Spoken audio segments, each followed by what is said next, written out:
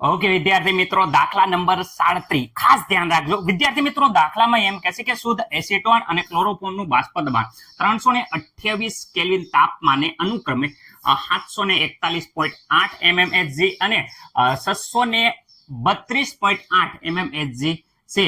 તો સંઘટન સંપૂર્ણ ગાળા દરમિયાન આદર્શ દ્રાવણ બનાવે છે તેમ ધારી પી કુલ, પી ક્લોરોફોર્મ અને પી એસીટોન અને એક્સ એસીટોન એટલે કે મોલન્સ આપ્યા છે.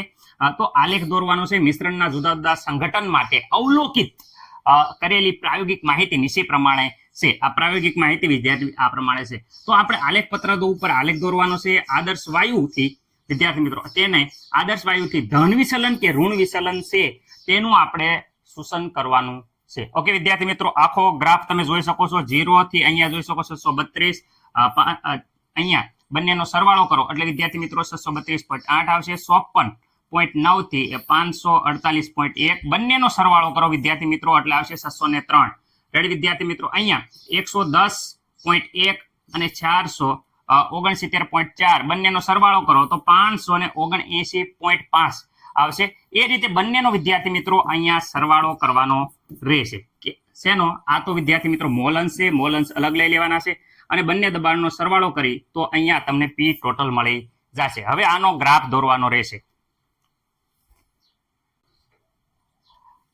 ઓકે, અહીંયા વિદ્યાર્થી મિત્રો પી ટોટલ દરેકને અહીંયા મળી ગયો હશે, કારણ કે અહીંયા પી એસીટોનનું બાષ્પ દબાણ અને ક્લોરોફોર્મનું બાષ્પ દબાણનો સરવાળો કરવાથી વિદ્યાર્થી મિત્રો આગળ જોયું હતું આ પી ટોટલ આવ્યો હતો.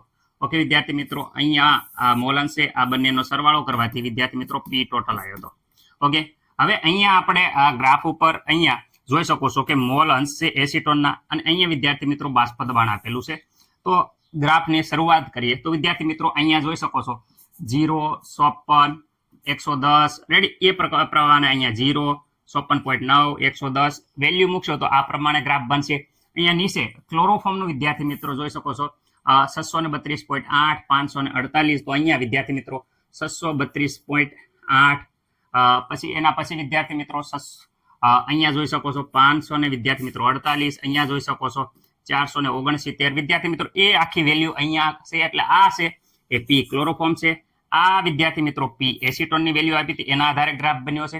અને ખાસ પી ટોટલની વાત કરે તો પી ટોટલની વેલ્યુ અહીંયા જોઈશો 632, 603. તો વિદ્યાર્થી મિત્રો અહીંયા જો 632, 603 વિદ્યાર્થી મિત્રો 579.5. આખો ગ્રાફ જોશો તો ગ્રાફ વિદ્યાર્થી મિત્રો કંઈક આ પ્રમાણે થાય છે. અને ગ્રાફ છે એ અહીંયા વિદ્યાર્થી મિત્રો નીચેની બાજુ જોઈ શકો છો, નીચેની તરફ છે એ દર્શાવે છે. એટલે ગ્રાફ આલેખ ઉપરથી પી ટોટલનો જે ગ્રાફ છે એ ગ્રાફ નીચેની તરફ આવેલો છે, જે દર્શાવે છે કે રાઉટના નિયમનું ઋણ વિચલન થાય છે. વિદ્યાર્થી મિત્રો, તમને રાઉટના નિયમનો ગ્રાફ અહીં ખબર જ છે કે નીચેની તરફ હોય તો ઋણ વિચલન અને ઉપરની તરફ હોય તો ધન વિચલન. અહીંયા ગ્રાફ ઉપરથી આખી વેલ્યુ નીચેની તરફ જાય છે એટલે વિદ્યાર્થી મિત્રો અહીંયા તમે જોઈ શકો છો કે ઋણ વિચલન દર્શાવે છે. બસ આટલું હતું. ઓકે, દરેક વિદ્યાર્થી મિત્રોને આવડી ગયું હશે એવી આશા સાથે ખાસ એકવાર જોઈ અને ગ્રાફની પ્રેક્ટિસ કરી લેજો.